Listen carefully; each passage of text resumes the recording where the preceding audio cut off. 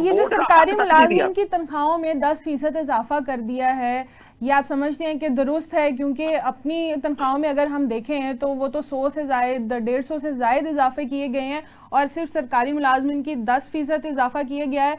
ये कोई आप समझ रहे हैं कि दुरुस्त है ये मामला तनख्वाहदार तबके के लिए, क्योंकि टैक्स भी वो सबसे ज्यादा देते हैं? देखिए मैडम, एक तो मेरी नहीं टैक्स, ये उन्होंने क्या देना है? टैक्स तो वो देते हैं जो प्राइवेट मुलाजमीन है बेचारे, जी, जो कि जिसको हम आईटी इंडस्ट्री का दर्जा देते हैं जी। 21.2 अरब डॉलर उन्होंने कमा के दे दिए। ओ भाई, आपने आईटी इंडस्ट्री के लिए क्या किया है?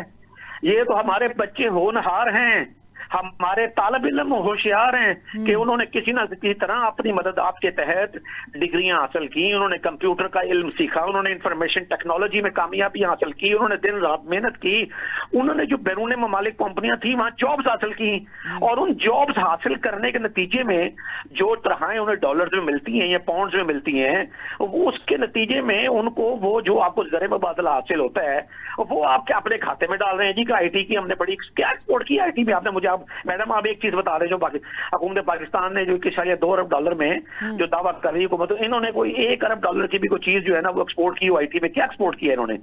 ये तो हमारे नौजवानों का हुनर है। रह गई बात तनख्वाहें बढ़ाने की, देखें आखिर हुकूमत ने ये एक सियासी फैसला किया है जी, मुलाजमीन को तो 10% बढ़ा दो ना जी।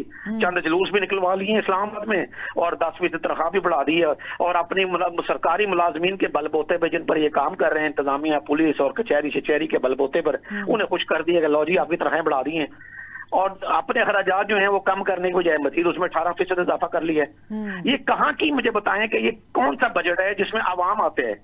आवाम तो इसमें कहीं भी नहीं है। मुझे देखें, दुनिया में जब भी बजट बनता है ना मैडम, उसमें टैक्स रकूम कहाँ खर्च होंगी, इसमें आवाम की दिलचस्पी बहाल करने के लिए कुछ ना कुछ कहा जाता है, कुछ ना कुछ इनपुट ली जाती है। मुझे आप बताएं, ये जो शाम से हम तकरीर सुन रहे हैं पार्लियामेंट में, इसमें अवामी दिलचस्पी का जिक्र कहाँ पर किया गया है? कहाँ पर अवाम के लिए कुछ चीज पूछी गई? कोई अवामी शनवाई का जिक्र हुआ? कोई अवामी मुतालबात ज़र के मुकाबले में कोई रकम रखने का जिक्र हुआ? आप रकूम हमसे ले रहे हैं, पब्लिक से ले रहे हैं, रकूम तनख्वाहदार तबके से ले रहे हैं, रकूम आप ताजरों और सनतकारों से ले रहे हैं, रकूम आप डॉक्टर और इंजीनियर से ले रहे हैं, रकूम आप ओवरसीज पाकिस्तानियों से ले रहे हैं, और खर्च कर रहे हैं 18% अपने अखराजात, और उसको बढ़ाने पर आपने इजाफा कर लिया।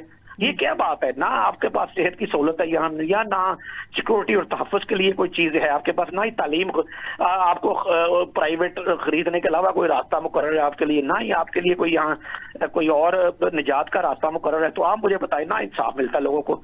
मुझे बताएं, ये रकूम खर्च जो हुई है इसमें अवाम किधर है? मेरा तो पहला सवाल ही है कि अवाम का इसमें किधर किया गया है? आपने टैक्स, आपने जो उल्टा जो बैंक में देखें, बैंकिंग में 5 करोड़ से ज्यादा अकाउंट्स हैं जी।